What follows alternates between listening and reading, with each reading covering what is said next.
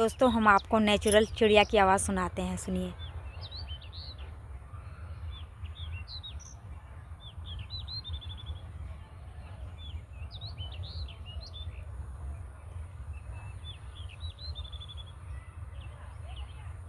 खेतों में आओ तो यही सुकून मिलता है सुनने पे, चिड़िया की आवाज़ बहुत अच्छी लगती है।